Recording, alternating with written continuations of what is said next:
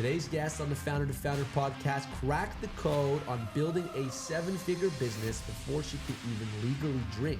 And she did so with $0 in ad spend. At just 19 years old, Keida turned a heartfelt birthday gift from her mother into Soulmate Customs, a personalized embroidery empire that exploded from her bedroom to over 1 million sales in less than 11 months. While most Gen Z entrepreneurs talk about authentic marketing, she actually lives it by posting up to 42 times per day across 7 different platforms. Her emotional storytelling turns those customer tears into viral moments. Her content creation and obsessive focus on consistency has built a community so engaged that her customers beg to be featured, proving that genuine connection still trumps expensive advertising every single time. In this episode, we'll explore how she uses organic social posts to generate millions. We'll explore what it's like building a business so big at such a young age, and we'll discover the daily routine and scrappy mindset that's allowed her to build an empire, while her peers are probably still figuring out what major to select. Join us today with Keida Dervishi from Soulmate Customs on the Founder to Founder podcast. Meet Kintsugi, the AI-powered tax compliance platform trusted by over 3,000 companies worldwide. Powered by Vertex, Kintsugi simplifies the sales tax process over 11,000 US jurisdictions, Canada and the EU, cutting compliance work from that long 40 hours a month to just 10 minutes. E-commerce companies that do the switch save over 50 to 70%. No long-term contracts, and of course, that unmatched level of support. With seamless integrations to Shopify, Amazon, QuickBooks, and more, the onboarding to Kintsugi takes less than 30 minutes. So, Kintsugi, smarter, faster, more affordable tax compliance. Put the pieces together with Kintsugi. Keida, welcome to the Founder to Founder podcast. Thank you for having me. I'm so excited. You know, for those of you who are listening, this podcast is actually pretty special because you actually were introduced to me. You came to one of our first ever retreats in Miami. And we'll get into all of that shortly. But for those people who are listening, let's kind of lay the land a little bit. Tell people a little bit about you, how you got into entrepreneurship. Because I always one of my favorite things is to discuss with people, are you born an entrepreneur? Can you become an entrepreneur? So tell me a little bit about what first sparked you know what, I'm gonna own my own business for you. Since I was really young, entrepreneurship was kind of just fed to me because my parents were entrepreneurs their entire lives. So quite literally anytime we were at dinner or anytime, honestly, 24/7, all my parents do is talk about business. It's kind of not toxic, but they're constantly only thinking about business and don't really have much of a life outside of business, which I love, but there's much more to that. But how kind of my beginnings went were I started in entertainment. So I was singing and acting, and my parents really, especially my dad, he also was in entertainment. So he kind of put me and pushed me to be a singer and a songwriter and actress and model and stuff like that. And I was kind of like a child star in Albania. And that was what I was known for singing and acting. And then things just happened. I never really thought that I'd ever have a plan B. Everyone would ask me, it's what are you going to do? If singing doesn't work, I'm it's never not going to work. I'm never going to give up on singing. And then life kind of just pivoted. Let's do a little bit of a time. That's my favorite thing to do. A little bit of a timeline, right? So you're singing. When did you start singing and it started to become serious for you? How old were you? I think I was around 11. So you're 11 years old, you're singing, people are starting to love you for that. And was there a point where you kind of said to yourself, or maybe said to someone else, you know what, I don't think I see singing being my main thing moving forward? I think honestly, because also with entrepreneurship, it's made me hyper aware of everything that I'm thinking and feeling. I think the one moment that I had a failure while I was singing, I was on stage one day and I was at a competition. It was fairly small. It was I've done much, much bigger competitions. And I just was not having a day. Like I had 6 crack voices, like my voice fully cracked multiple times on stage. And I was so embarrassed. And of course, like I didn't really win any prizes or anything like that. And like that kind of just made me step back and also feel like embarrassment and kind of failure. And I kind of just didn't want to get into it again, which was so crazy. And I've never actually talked about that before, but I kind of took a step back from singing, and then everything just like really flowed, and entrepreneurship kind of came naturally. How old were you when that happened? I think around 16, 17. So 11 to 16, you're basically on the moon.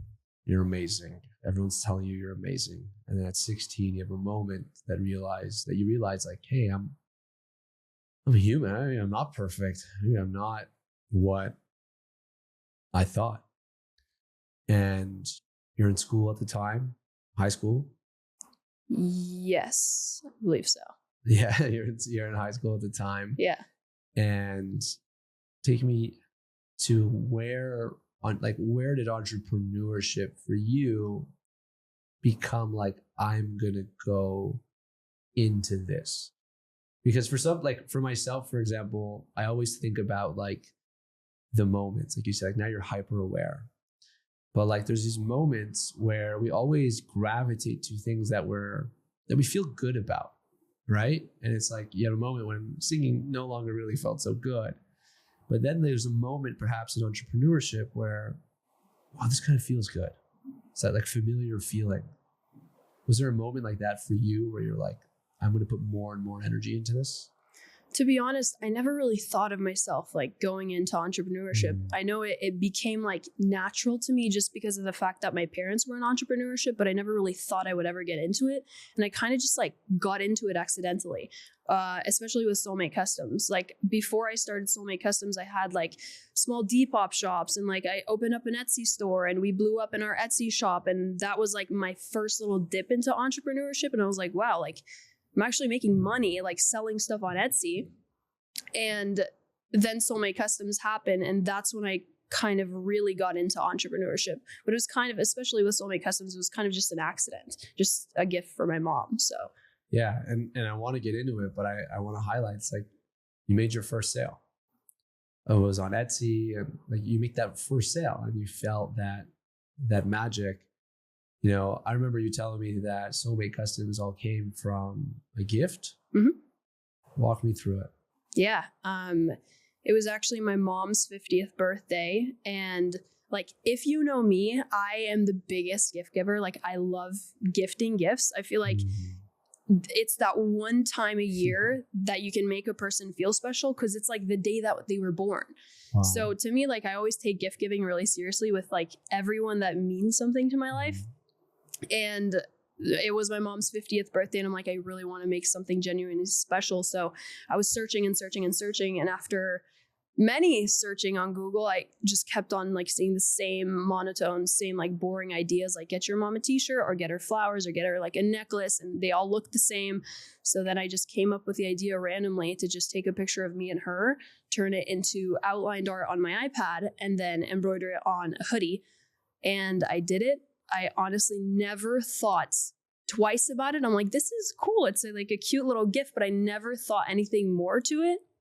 And then I gave it to my mom, and she started crying, like genuinely. And she's like, this is the most special thing I've seen. Like it's a picture of us embroidered on a sweatshirt that she can keep for the rest of her life.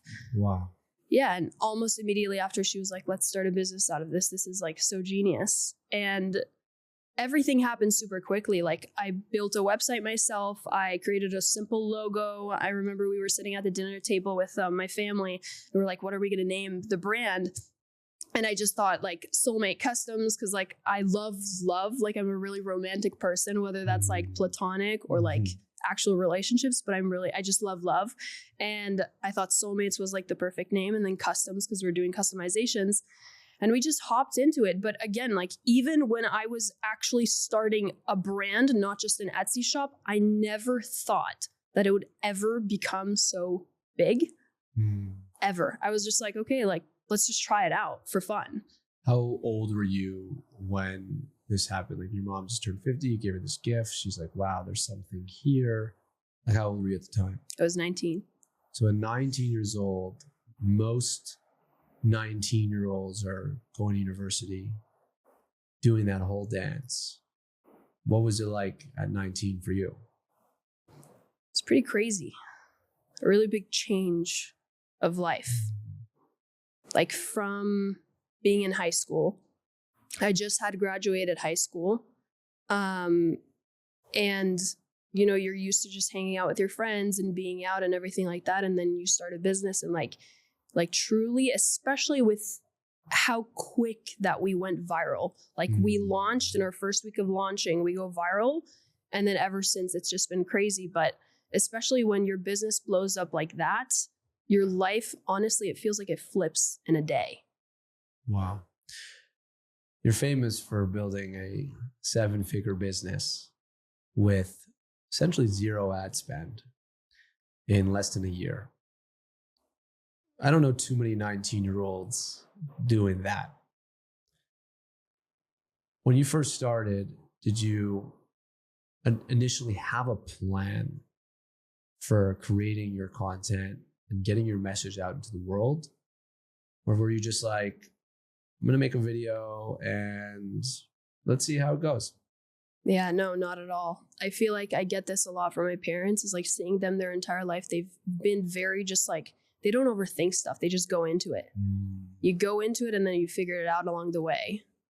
So take me through the first, 11 months here, building a 7-figure business. Did you start with the machines? Did you start in your home? Walk me through the beginning of Soulmate Customs, because now, we'll get into what it is now, but for people listening, like this is for a very well-known brand. You guys pretty much crush all the big occasions, right? Like birthdays and Valentine's and anniversaries and Christmas and all these things. But at the time, you're just getting started. So tell me like the beginning stages of how are you, supporting this? How are you thinking about it? How are you planning your next move? I mean, at 19, tell me just if you could just picture yourself at 19 again, getting going, like walk me through the beginning of building out Soulmate Customs. yeah, so in the very beginning, when it first blew up, first thing we did is we got an office because we had a small apartment that we were just living at with my parents and my brother. So we're like, there's no chance that we can, first of all, fulfill all of these thousands of orders ourselves. And second, like in such a small apartment, like we need to hire people. We can't just like do this all ourselves. It's because you had videos starting to go viral. Yes. Yeah. And it was multiple, like video after video after video. Wow. Yeah. And we also were going live too. And I remember my first ever live, I was shy to show my face. It was just like, my mom was like, go live because you have so much, like you have, like you say, momentum, right? Like don't let the momentum go. And that was my mom. She's like, go live. Like you never know what could happen. And I remember like we would make so much money on those lives, like even in the very, very beginning.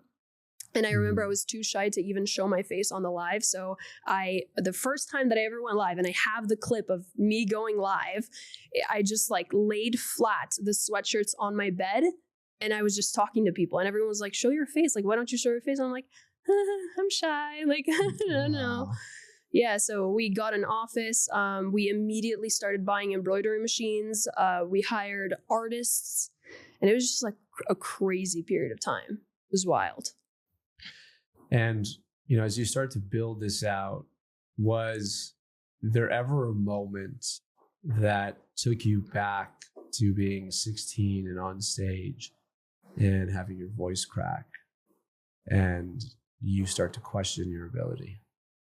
Yes, many times. Give me one of those times.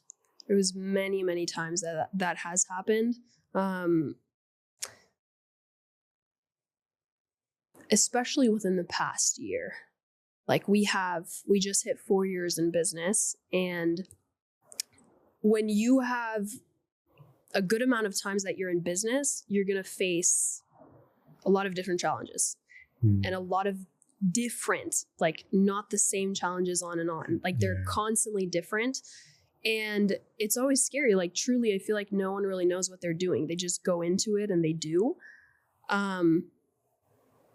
there's been a lot of different times. Like one of the biggest times was hiring, and I actually made the same mistake again, over hiring and not hiring correctly. And even just one bad hire can really ruin a lot in your company. And I went through that last year, and I went through it again this year. And I think I learned my lesson. I think I learned it. What's the lesson? Lesson is you got to be so careful who you put into your home, because it truly is your home. And it's not just you and your family for me, but it's also everything that you've built, right? The people that you have inside of your home as well that have become family to you. So you mentioned home, and you mentioned family, and is your whole family working in this business now? Yeah, so my dad is mostly dealing with real estate, and then my brother deals with the back end, mostly paid ads and also finance. And then my mom is operations and everything brain of the business. So it sounds like we have a lot in common. Really? Because if I'm tracking this properly, it's like you have an immigrant family. Yeah. You started off with very humble beginnings. Much like myself, immigrant family, super humble beginnings. Family is survival oriented, doing everything possible to survive and make ends meet. And would you say that one of your biggest motivations is to prevent your family from going through any form of financial instability ever again, because that's what you saw growing up? Spot on. That's spot on. And I think and I've told you this before, but I never found myself work harder in my life until the moment that you told me. We were at a workshop and you said, you put us through an exercise to find our why.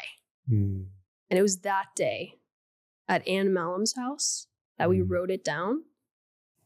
And I remember you also came up to me and you were like, is everything good? I feel like you saw me tearing up and understanding, but it was that moment. Ever since that day, I've never worked harder in my life, because I truly realized I feel like I knew, right? But it's not it's in your subconscious. I knew that's what my why was, but then when you actually truly I don't know, there's a ding that happens to you, like a spark. That's what it is. It's like a spark. Ever since that happened, it's just been a completely different version of me, fully. And I owe, honestly, so much to you because of that spark. Well, thank you. One of my mentors tells me that, all of our core beliefs and our why, it's like a little candle, it's like a little light inside of us. And it takes other people to almost like a little flame, right? Picture a little flame inside of us, but it takes other people sometimes the ability to give that flame space. And what does space mean? Space is oxygen. And what does oxygen do to a little fire? Makes it a big fire. So you always had that light, and you mentioned your why, and I'm so big on whys. And the reason I even brought it up in the first place is because, you beat me to it. What was your why? In that moment when you're, really diving deep and reflecting and giving yourself space to be like, wait a second, I don't have to work right now. I'm at a Founders Club workshop. We don't allow the laptops. You got a pen and a paper. You're about to write down your why. What was your why in that moment? Exactly what you said is I never want to see my parents struggle in my life ever again. Wow.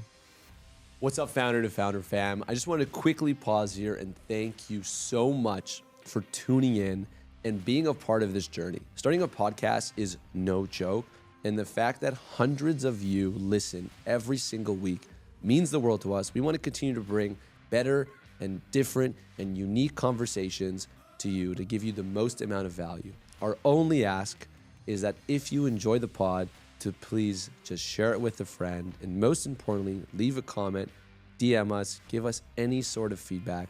This entire production is for you, so if we can make it just 1% better, we will. We love you all. All right, let's get back into the pod. And it's so interesting because what an amazing motivator. But also, you know, as a young woman in business, the world is going to test you, right? The world's going to test you. There's a lot of young founders who listen to this all the time. And the world is designed to trigger you and to make you quit, to make you get up on stage and have your voice crack and make you quit. You know, I couldn't even I probably think of quitting things in my life probably every day at some point. I'm just like, oh, you know, I don't want to do this. And when you have such a strong why, you push past it. You push past it. Truly. And so you're here now, you're building this business. And I truly haven't seen someone like you work as hard the way, like I see the way you work. And a lot of people see the way you work. You're up at 5 a.m. Walk me through your routine. Walk me how it helps you, you know, and how you have the capacity to take on so much.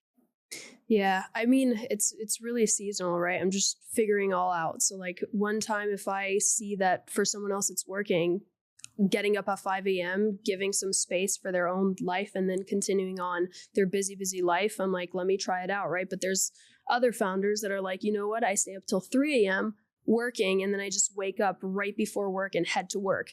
And it's kind of just like dabbling around where to find your perfect routine. But currently, I think I'm in the like insane phase. I skipped through 5 a.m. I did that for a good maybe. I feel like everybody does. You know, everyone yeah. gets to 5 a.m. at some point. Yeah, I think it was for a good 6-7 months. It was awesome. I loved it, but I couldn't keep up with it because I'm now realizing I get very, I can't sleep.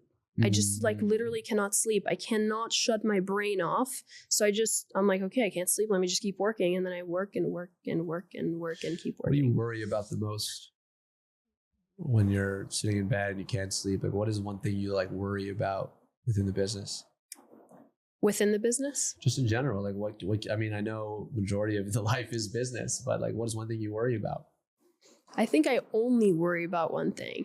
And that one thing is my parents growing old and me reaching financial success when they're old and they can't do anything. Wow. That's very powerful. Yeah. It's very selfless of you to want to build something that not only benefits you, but benefits a lot of other people. And the one thing I love about the brand is the mission behind it and really giving love, pouring love into your customers. And, you know, when you go to work every day and you're building, what is the one thing, you produce, 40 to 50 pieces of content a day?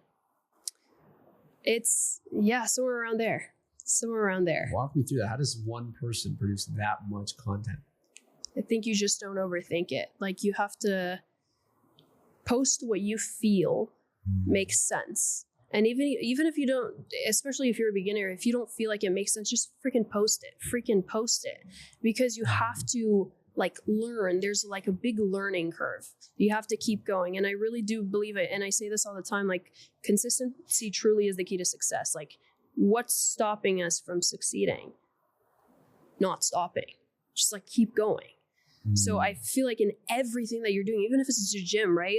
You want to have a great body, just don't stop. Just keep going, right? You might suck. You might not have any clue what you're doing at the gym. Just don't stop. You'll figure it out along the way. Maybe one day after a couple months, you'll find a personal trainer, or after a couple months, you'll meet a friend that you'll become gym besties, or whatever it could be, right? But this goes in all areas of your life. And content creation, right? That was something that I had to go through myself. It's posting every single day relentlessly. And I didn't just post because I felt like posting 7 times a day. I posted because I had no other choice. Because if I didn't post one or two less posts than I usually post, that means that we'd make less revenue than we're usually making. So it was kind of just I need to post. And then having that kind of behind me, having to do that, that's when I really realized after a couple of years, I'm like, damn, it's that consistency of having something push you to be consistent.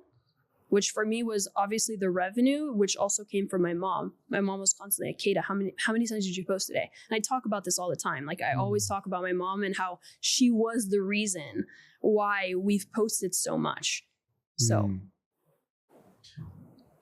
I find it so powerful when we're able to connect the dots backwards. I think human life would kind of, I don't want to say suck, but it would be such a totally different world if we're able to connect the dots forward. Like, oh, okay, if I do A, B, C, D, and E, like I know what's coming down the line, and like I think it'd be a little bit less exciting. The fact that there's a level of unpredictability of the future, like kind of gives us anxiety, but it also makes the game a little bit fun. And you do such a good job connecting the dots backwards. You give credit to a lot of people in your life that have played roles in you becoming who you are today and who you're going to become as you continue to chip away. But there's one thing that I've seen, it's a very common trend in general, but I see it so prevalent in you, is your ability to be consistent. And to me, that is the most important thing. And I remember I used to be obsessed with 100-mile races. And a friend of mine, Jesse Itzler, runs them all the time. Just a subtle flex. Friend of mine, Jesse Itzler. Yeah, Sarah Blakely's husband, Jesse Itzler himself. Well, if you know him, it's awesome. But I remember one of the events I went to, he was speaking about a 100-mile race. And he's like, you could be in the best shape ever, but if you've never done this before, I'll probably beat you. I'll probably finish it. You probably won't. And it's because he has this routine when he runs and then he walks and he runs and he walks and he just does it consistently. And he knows just to keep going and keep chipping away. And it's a mindset, but it's also the ability to just keep taking the next step every single day. Where do you get this level of consistency from?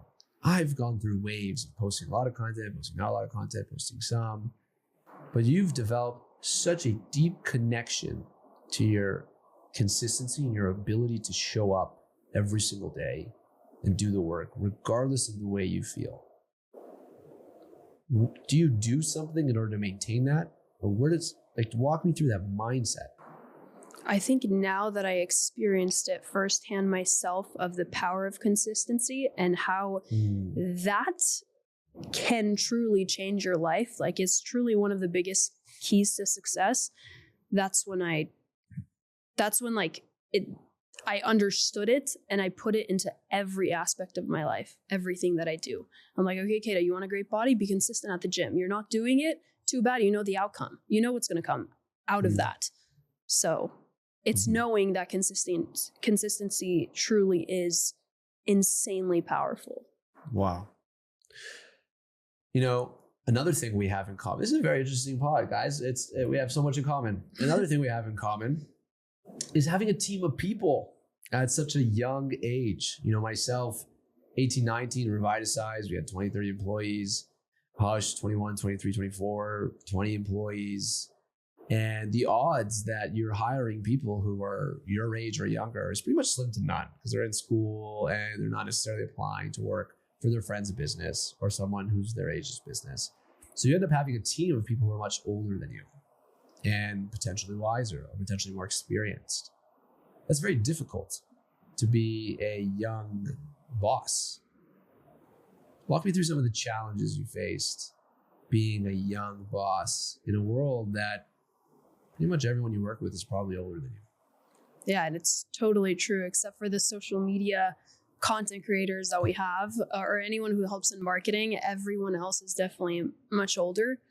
I know in the very beginning, and I've said this in other podcasts before too, but I used to have my parents come with me in interviews because in the beginning, if I would do them alone, I would never get I would call them back and they wouldn't come in.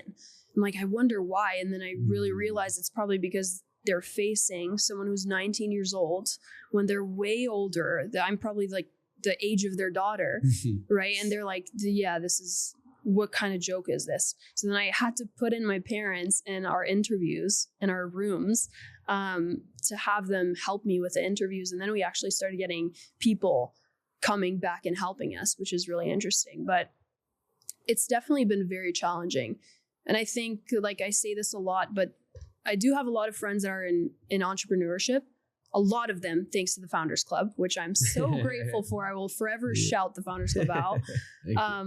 But like a lot of my friends, like they have really successful businesses, but they don't have that experience with hiring and dealing with people. And I feel like that's one of the extremely like very challenging aspects of being in business is people. Like you have to be so good at dealing with people.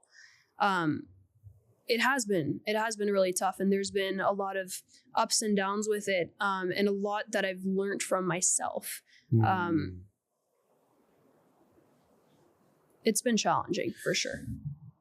I mean, you're still very young. So are you still having your parents come in on interviews? No. So what's changed? Confidence, I think.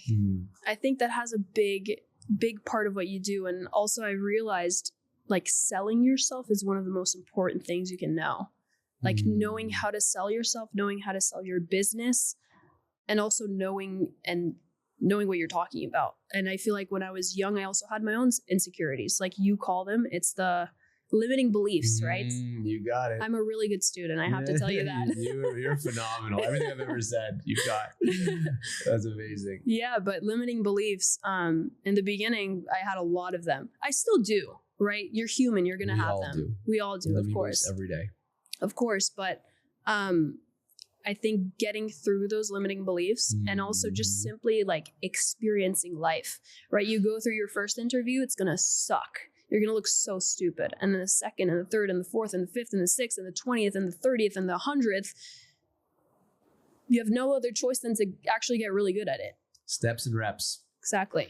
Steps and reps. It's so true. I mean, everything in life, I haven't met anyone that started something new, did something for the first time and was an expert, unless you're like a phenom, you know, and you're just like, you pick up a hockey stick for the first time and you're like amazing. It happens, but rare, super unlikely. Super rare. Yeah.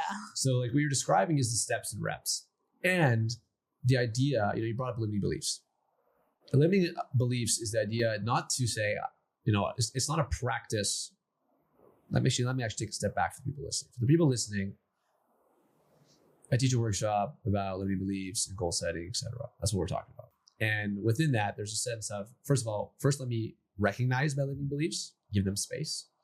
And then let me understand if they actually are a limiting belief. And if they are a limiting belief that's holding me back, how do I navigate breaking through them? Because we have a million limiting beliefs. I have a million limiting beliefs. I have a limiting belief that no one wants to listen to this podcast. I have limiting beliefs. I have so many. Right. But why do I still show up? Why do we still do this? And the idea is, well, I know that through the workshop, it's a series of 4 questions. Essentially, the first one is, do you have a rational reason to believe in this belief? Let's use myself, or let's use yourself. The limiting belief is, I can't do an interview by myself because they don't respect me and then they don't show up. So I'm not fit to do interviews. That's a limiting belief. Do I have a rational reason for this belief? Absolutely. People didn't show up. They were very rational. Yeah. Great. Could you be mistaken? Everyone can be mistaken. Great. And then the famous one is, would you believe this to be true about someone else in a similar situation? Is there a 19-year-old out there running a business that is crushing interviews? We can probably find one. Yeah. And probably find one in the club. Actually, yes, exactly. Austin was on this. I think he's 2021. Yeah. But still, crushes interviews, right? So then the next thing is, well, if there's no good reason to believe in this belief, because you wouldn't believe this to be true about somebody else, then why should you continue and act and feel this way? Well, it's like, well, I shouldn't, but I do. It's like, okay, well, then let's start to change the framework. Let's take the steps and let's do the reps in order to change that. Yeah. And now you've done the steps, you've done the reps, you're doing interviews alone. And it's such a powerful thing to recognize. Totally. Is that you're going to suck at first, but you have to push through. And everything that you're doing, I also say it all the time, is like the best basketball players used to suck in the beginning. But it's like, even Cristiano Ronaldo himself said it. I know it was a Whoop interview. I saw you were wearing the Whoop watch, right? And he was saying, it's like, everyone always wishes for my success, but like, would you do what I did? I bet you wouldn't do what I did to get to where I am. But like I can imagine the amount of hard work and how many hours that he's put in to get to where he is. And that's what it is. It's like, you're going to suck in the beginning. Get used to it. get used to embarrassment if you want to do something legendary. And so much of it is around the feeling, right? And what I mean by that is there's feelings in within your business where you feel really good, right? So what is something that happens in your business, whether it's on a daily basis, monthly basis, that makes you feel really good, get jittery, get like just that feeling of like, wow, momentum is building, that really good feeling? What is that feeling for you inside your business? I think when we're going live, and I haven't gone live in a while, and then I like either FaceTime someone or like have someone join in the live and they're like shaking, like literally shaking. And there's so like most people that I FaceTime, because I FaceTime our customers a lot. Again, another thing from you. Let's go, baby. Yeah. And I FaceTime our customers a lot, and they're literally shaking nervous, and they're telling me how much that our brand means to her, or to the person that I'm speaking to. Like it's not getting old. Like I do it pretty often, and it never gets old. Like you know how a lot of people say it's like, why do you put someone on a pedestal? They've simply just put in more reps and done an insane amount of work to get onto that pedestal. So like, for example, Cristiano Ronaldo, right? Everyone puts him in a pedestal, but he's just, right, we all have the same 24 hours in the day. We're all the same, like flesh and bones, as we say. It's just you go through an intense amount of something in your life to become legendary, to be different from the rest. Wow. It's like every action has a reaction. One thing that's really special is your ability to appreciate the effort of others. And I want to know where that comes from. And the reason why I ask is because so many times, and this happens to all of us, where we see someone else succeeding, or at least it looks like it that way, right? And a lot of people might see this right now and be like, it's a really young girl, she built this amazing brand, it's growing, she's battling, she's working her tail off, she's in it with her family. And family, we can get into family business too. It's not easy working with family. But, we're blah, blah, blah, blah, blah. She got lucky, this, and that. And I personally don't align with that perspective. But you have such an amazing ability to see someone else's progress or success and appreciate the work behind it instead of feel any sort of way towards it. Where does that come from for you? How do you develop that ability to look at someone else's success and appreciate and know, you know what? That probably took a lot of work. That's not easy for most people. Yeah, I think number one, the way that I'm raised is like my parents like never ever spoke about someone in like jealousy. They're always like, oh, they got to where they are, like good on them, right? And number two is I know a lot of like, for example, wealthy kids, like they grow up with really wealthy parents. They get looked down upon because they had a better upbringing than other people. But I feel like if they had a better upbringing than other people, I honestly feel like it's even more impressive because they didn't have to put in all the work to become successful, right? They didn't have to. They could just stay at home, do nothing, right? They have money, their parents' money. So that's why I feel like it's honestly even more impressive. Wow, that's such an amazing perspective. I always find that it's more difficult to give other people credit than to give yourself credit. And I feel like so much of your growth and your success for like, especially the young entrepreneurs that are listening to this, if you have any itch to do anything, your ability to not make excuses for other people's success and to try to find the clues that can help you is just a freaking superpower. It's a superpower. 100%. You brought up your parents quite a few times. And also, born and raised immigrant parents, we carry a tremendous amount of responsibility, we feel, because you're right in it with them. Right. Every step of the way. What is one thing you wish that you told your parents that you still haven't told them today?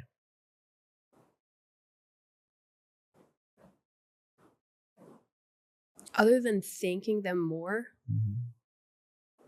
I don't really have anything other to say. Like, I thank them every single day. I thank them in every single podcast, any time that we're in an article or anything, I thank them. I make sure that their name is mentioned. Mm-hmm. But I just like, I don't know. I really want to make sure that they feel how thankful I am to have them. Because I really believe like I would not have achieved so much without them. I feel like the only thing that I have special in my personality and character is just simply I'm a really good student. Like I listen and I immediately take action.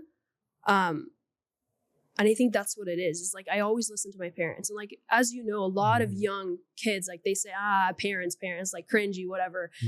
I don't know. I just always listen to them. And of course, like not all parents are incredible, right? Some kids like have terrible experiences with parents, right? But I don't know. I just, since the beginning, decided that I just wanted to stick and like listen to them. And like, first of all, moms are always right. Like I always know this, and everything that I do, I'm like, mom is always right. She never fails. Yeah. Right. Always. Yeah, but I just always listen to them. And now even within the Founders Club and every entrepreneur that I meet, which I'm so honored and blessed to be surrounded by so many founders, I just listen. Sabri Subi said, stay curious. And that stuck with me. Wow. So I really believe like, just be curious in everything that you're doing. Absolutely. Let's talk about the future of Soulmate. You're a 7-8 figure brand now. You're growing. You have your challenges. You do everything in-house. What does Soulmate look like in the next few years? I don't really have a plan. I just want to keep growing. I love this spontaneous, like, what's the word? Like the spontaneity. The spontaneity of it? Yeah, something like that. Yeah. Okay. Like I just I love that. Yeah. I learned that word too, actually, on stage. Oh, that's funny. Someone asked me a question. I was like, using spontaneity. I was like, I'm keeping that forever. There you go. Yeah. Yeah, that's what it is. But I feel like I love that. And so I just want to continue growing the brand. I love this brand with all my heart. And I love entrepreneurship. I don't know. I feel. What about it? Like, what about entrepreneurship gives you that feeling? There's so much about it. It's like you grow. And I feel like my favorite thing is growing. Growth is like my number one. I love growing. Learning new stuff and just like meeting new people and just simply growing.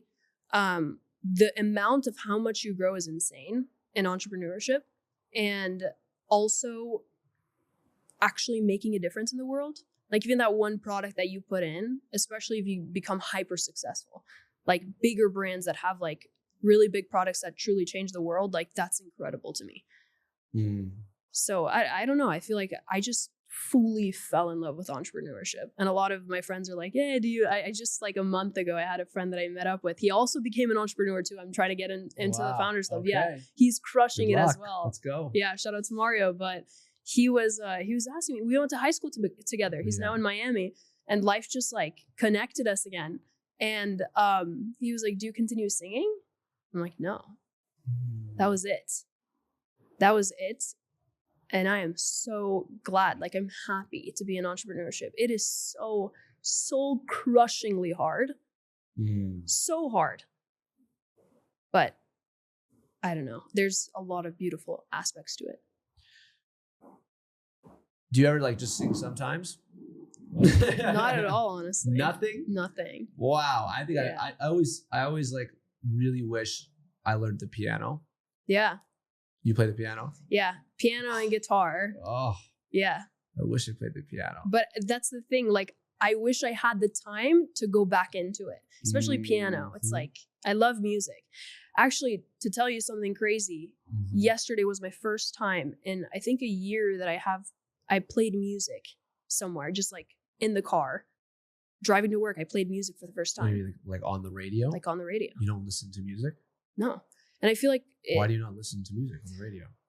I feel like when you're in a good standpoint in your life. You're like listening to music, blasting and all of that. And then you go through such tough times in entrepreneurship. Like even that small little thing, I was like, holy crap. Like I've been so in a rock, and also going through our own challenges in business, of course, like that's a norm if you're in business. But I realized, I'm like, oh my God, like there's so much that you have to let go of. You need to let it out. Yeah. The bigger that you want your business to become, the more you have to let go of. I don't know the correct word, but like basically let go of. Yeah, in a way, it's like your business can only become as big as you do. Yeah. And your business can only grow to the capacity that you can handle. Your life can really only grow to the capacity that you can handle. And a very strong perspective that I've always had, because I get tested all the time and I get setbacks all the time, is the self-talk and knowing that when you're challenged to the extreme and you feel like you cannot handle anymore, your chest is going to explode from the anxiety. You do not have the answer to the 7,000 questions from the people in your world, and you have to hold space for that. I have this weird thing where I say, you know what? Give me more. Give me more. Because you're growing. You mentioned working out. Working out is the easiest and most relatable example to what it's like when shit just doesn't go your way in business. Because working out, I mean, a nice workout's nice, but working out, if you do it properly, sucks ass. Yeah, Like, it it does. sucks. It's hard. You're sore. You don't have the energy sometimes. It's raining. There's so many reasons for why you don't work. You didn't eat properly. You didn't sleep enough. Blah, blah, blah. But when you go through it, you always feel better because you took it on. And I feel like when you're tested, when things are really difficult, that's your opportunity to grow. It's your opportunity to say, I can handle this and more. You know, I think, was it Drake? More money, more problems. Bring on the problems. Yeah. Right? I kid you not. It's so funny you say that, because we did like a huge sale. We started yesterday officially. And so you're in it right now. And we started a huge sale. Our Alex, our team member, who she processes orders, she's out on vacation, and it's just us in the office. And all of a sudden, like, we exploded in orders. And we have like one of our Sophia team members, she hopped into order processing, and she was telling me, Keida, huge issue, this issue. And then 2 minutes after, she's like, oh my God, Keida, another huge issue. Like, our processes are falling. I'm like, please keep them coming. I'm so happy. Like, I'm so happy to have these issues, because there are also issues when your business is growing and not staying stagnant. But I'd rather have issues when we're growing than staying stagnant and having nothing around me. No issues, no nothing. I've never been so blessed to have issues pop up, like, ever. What an incredible mindset. What an incredible mindset. Because they're so easy to take the other side of the coin. Yeah. Oh, I knew it. Why did she take a vacation? She knew the sale was coming. Oh, I knew it. We weren't prepared for this. Oh, there's too many orders. Why didn't these people should make, instead of the opposite? Is, wow, we're getting so many orders. Everything is breaking. What an amazing thing. It's like, what is it? The lobster or the crab, when they get too big for the shell, they have to abandon the shell. Yeah. And then go find a new one. Yeah. It's like the opportunity you're given. Your mindset is absolutely astonishing, really. It really is astonishing. It could be a lot because you have a great student, but I think it's really your environment. That's what I want to get into. Mm-hmm. We're all products of our environment. And sometimes we try to change ourselves. And it's difficult. It's difficult to change ourselves. I mean, especially as you get older, it's hard because you're so used to what you do, what you like, your circle, your friends. But the easiest way to do so is to change your environment, to change what frequency you tune into, who you listen to, who your friends are. the communities you're a part of, all those things. Is this something that you've been intentional about? How do you curate your environment? Super intentional about it. I remember in high school, and I know like when I first got into manifestation in high school, like I would start writing down like what I want my life to be like. And I remember saying like, I want to be surrounded by like incredible people. I don't just want to have friends that like talk boys and this and that. Like, I don't care. Right. I just want to be around people that we can grow together. And I didn't even have a business back then. I wasn't really entrepreneurial at all. I just wanted to have like friends and be surrounded by people that you can grow together. And it's funny that you mentioned change, because I have fallen in love with change. I love changing. Like, I love changing from the smallest thing, from my routine to friends that I have. Like, I'm not scared to let go of people, even though it sucks. And like, my mom always tells me, she's like, Keida, I've been through this. Stop letting go of people just because they're not in entrepreneurship. But like, it's real. It truly is like, when you spend 24 hours of your day doing nothing else than having a purpose and going to that purpose, like that's your goal. That's all you think about. I can't just hang out with a person that's talking to me about boys or like random stuff they read on the news or like TikTok trends. Like, I don't care, right? Like, I'm going through such a tough time. Like, I feel like you just have to find the right group of people. And like with entrepreneurships, entrepreneur friends, it's been like the biggest blessing. But in the beginning, I was like, okay, yeah, I'll lose my friends. Maybe I'll become lonely. But I think change is really important. It's really in everything, not even just friends, and everything that I'm doing. I love change, is constantly changing everything. It changes growth. Yeah, it is growth. And the reason I ask about environment is because it's so difficult at a young age. And I resonate a lot with that because, I dropped out and I didn't do the school and all my friends were, partying and having a good life. And like, sometimes I tell people, like, I wish I got to do a little bit of that. I appreciate where I'm at, and I'm so grateful for the younger version of myself that built the bricks and laid down the foundation for who I am and who I will be. But sometimes I look back and I maybe, I don't want to say regret, but I wish I went to one party. I wish I went to one social thing,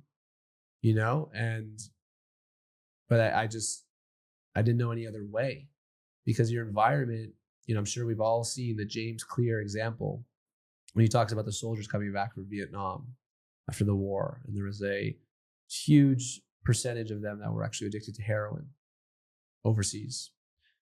And they obviously tracked them. And when they came back, so quickly, so many of them actually stopped their heroin addiction. It was actually one of the largest ever tracked transformations without rehab. Wow. And they were like, how? People spend hundreds of thousands of dollars on rehab to get off of, their inability to stop abusing substances. And yet these soldiers came back, and so many of them literally completely stopped taking heroin and abusing their addiction. And it turns out that the one variable that changed is they went from an environment that was high stress, that heroin was readily available and everyone was doing it, to back in their homes where nobody was doing heroin. They didn't even know where to get heroin from. And no one was even talking about it. And they just put them from one environment into the next, and their life changed. You become a product of your environment. And at a young age, to not feel the need to follow the herd, not that that's a bad thing, is so powerful. And I think, it leads me to my next thing, is I want to bring up your brother. Because first of all, he's a great guy. And he comes to all the Founders Club events, and we love him. But you guys have such a strong connection. And I'd love for you to kind of talk about that and talk about, what your connection is and how you guys, really have remained so close. Because, I'm in business with my family too. It ain't easy. Yeah, it's totally and definitely not easy. I think I love my brother so much. He's incredible, and he's really smart. Like, he's so smart, and I love him for that. Of course, as a lot of people watching too, they can imagine what it's like if they're in business with their sibling. It gets tough. gets really tough. Because imagine like when you're living together with your sibling, right? You always have those like back and forths and like he's really strong-headed and I'm really strong-headed. But imagine you go into business and you're with him 24/7. Like there's a lot of times that we clash a lot. But you know, And how I do feel you like deal with it? just keep going. Just keep going. I think me Do and you my hug it out? Do you guys talk? Do you just ignore it and I'll see you at the dinner table? we just honestly ignore it. It's pretty toxic. I'm not even gonna lie. Yeah, I get it. Yeah, we just ignore it and we keep on going because we're pretty different. Like I'm very social. More time passes, I'm becoming more antisocial because environment. I feel like I'm just like never around people anymore except for literally Founders Club events, which I'm really blessed to have. But other than that, I feel like I'm becoming less and less and less social just because of the environment and what I'm doing. But I'm mostly like very outgoing and my brother is totally not. We're very different personalities. So we definitely clash, but you know, in our culture in Albania, like we stay very tight. Like whatever we do and wherever we go, we stay together. Always. So I love him. He's incredible. It's very powerful. It's very powerful to be able to work with family and to disagree and still come to the dinner table at the end. You know, my family is very much the same way. We would fight about things in business and not agree. I mean, five brothers, I can imagine. Yeah, but at 7:30 p.m. when we sat down for dinner, we were all at the table. And even if you wanted to rip the guy across his head off, you were still all at the same table. Yeah. And it's very important. It's very, very important to know that no matter what, you have that person, but most importantly, your family in your corner, right? Yeah. That's actually the definition of what I'm actually gathering is the purpose of Soulmate Customs. It's unconditional love. Totally. Soulmate Customs is the ability to share your unconditional love for somebody in your life. And 100%. It's rooted on a family that has unconditional love. Yeah. And that's the magic. It's so amazing. One of the last questions I always ask, it's my favorite question towards the end of the podcast is, you know, if you had the ability to bring a younger version of yourself to the table here and share one message with her, how old is the younger version of yourself that you're bringing here? And what's that one message that you would share with her? That's a deep one, man. I've heard you say this in podcasts, but like I didn't think through it myself. Dang it. That's probably what everyone does. I'd probably go back to my 9-year-old self, the little Keida, who was in entertainment and singing out of her hobby, and it was so incredibly fun. I wish I could enjoy it more, honestly. Like, I don't know, you grow up, you become an adult, you have so much responsibilities, God. Like, I wish I just like took more time to just like understand where I'm at, even though I was just a kid, to just enjoy that. But aside from that, it's like I've always had the same saying I've told myself. I don't know where it came from. I've just always told myself this: the younger that you start, the sooner you'll get there. And I said this for singing, but I didn't know that it became different, right? It switched up. So what's the message? Like if she was sitting right here, what would you tell her? I'd tell her to just like keep going and work even harder. Like I wish I worked even harder. I've always worked super hard, but I do wish I worked even harder. Wow. I love that. Yeah. It's always so interesting to me that, you know, when we connect the dots backwards, it's a message that often comes back to actually the way we feel right now, you know, and does keep going, work even harder resonate with you right now? I don't think it's like humanly possible for me to work harder. It's like I'm like till 3 a.m. wake up for the office. I'm like, it's been crazy, Aaron. Like I feel so unfeminine. Like it was only for this podcast finally, and it's still I had to like. Do we have time to go into the masculine, feminine? How dare you didn't make time for it? Oh, we could. We could. Yeah. Okay. We could. Got a few minutes. Yeah. Yeah. it's, you know,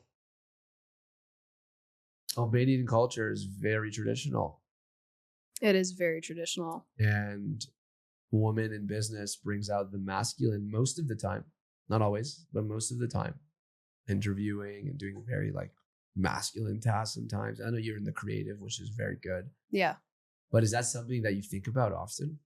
very, very often. I think there's two things that like I constantly think about in life are number one, success in business for many, many, many different reasons. And number two is like the partner that you choose. And who's the partner that you're going to choose? What do they look like? Who are they? I feel like a lot of people say is like you want the like male version of yourself, right?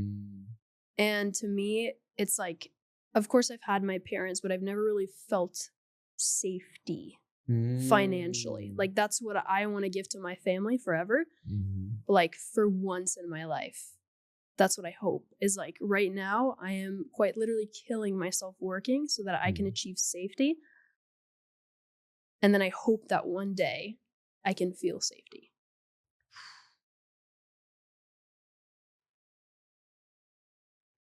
You are amazing. You're Aw. amazing. You are, I don't like saying wise beyond your years, but you're just wise. You'll only get wiser as the years go on. I never understand people wise beyond your years. It's like, no, I'm just wise. It's like, you're so smart for your age. Like, no, I'm just smart. You know, like I'll be smarter later too. You know, and that's amazing. And you know, as we wrap up, I'll say a few things. You've always had extreme humility, and you've always been rooted in truth for as long as I've known you.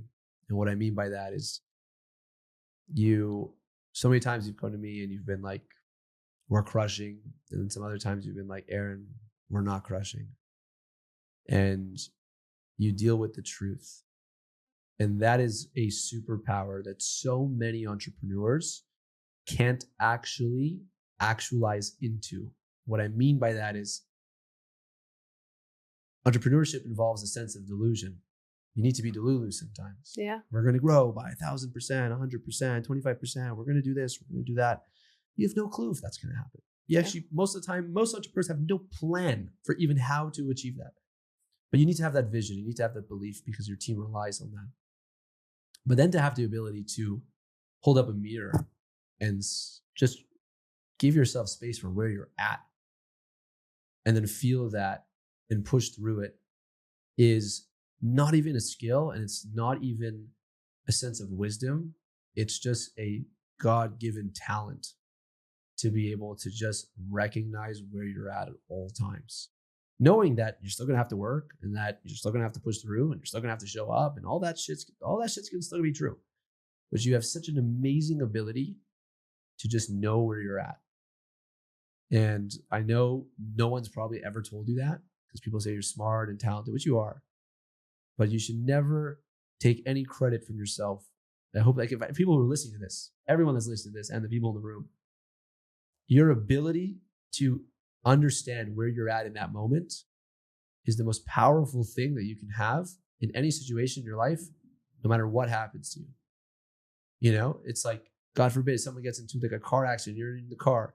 It's like you have a panic attack where you can look around and be like, oh my God, I'm alive. You can be in that moment. Say, I'm alive and we'll be okay. And now I got some work to do. I got physiotherapy, I got to fix the car, I got work to do, but I'm okay. I'm recognizing where I'm at. So I think that's going to carry you. You know, I'm so excited that you're in the club because in 20 years from now, we're going to look back on this pod and we're going to see how far you've come because you have the magic. I hope so. I know so. Any last words that maybe we didn't cover that you want to cover or that you want to share with the people that are listening right now before we wrap this up? Honestly, aside from the fact that what what differentiates most people from others is just the fact that like you just simply put in the work. Just like put in the freaking work. Dedicate your entire life if you want to, right? Into whatever goal that you have. Just work relentlessly. That's all that it takes. Like I love growth and I love learning and I love like all I ever do is I don't even listen to music very rarely. I just listen to podcasts. I listen to audiobooks. I read books. And something that I learned so much is like everyone's the same. They go through extreme hardships, way worse than me, way worse than us. Because I know you've had some lot of hardships, right, with your family. Yep. Way worse than us. And still they made it. But it's putting in that work. And I always go back to reminding myself constantly is every time that I'm in a bad situation or going through a really rough time, I tell myself no one legendary ever became legendary without extreme hardships. Last question. Do you think you made it? Not yet. We'll see her back in a few years to see if she made it. Thank you so much for joining us on the pod. Thank you for driving in. Thank you for being a good member. Thank you for showing up and just for putting in the work. Thank you for having me. I'm blessed to have you, Aaron. Thank you for tuning in to another episode of the Founder to Founder podcast. And I have one favor, just one favor to ask. Is the only favor I'll ever ask from you. And if you liked what you listened to please like, subscribe, and please just leave a comment. Let us know what you think, how we can make it better. We are all in on delivering value to you. And all we ask in return is that you hit that subscribe. It goes a long way for what we're trying to build here. And as always, we post an episode every single Wednesday. So stay tuned and thank you for tuning in.